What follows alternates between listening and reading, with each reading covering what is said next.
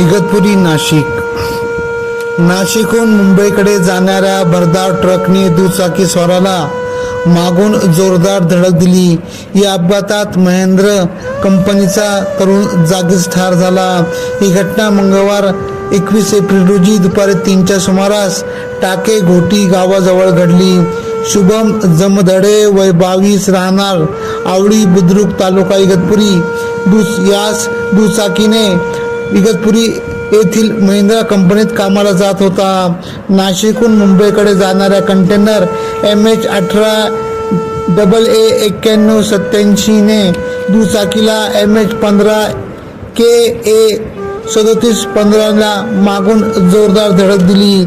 या अपघातात शुभम जमदाडे खाली पडला। तो घाबरला, मात्र उठण्यापूर्वीच त्याच्या अंगावरून कंटेनरची 14 चाके गेल्याने तो जागीच ठार झाला।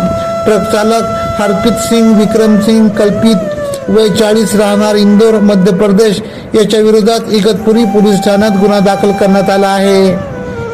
या घटनेमुळे आवळी दुमाला गावात शोककळा पसरली आहे।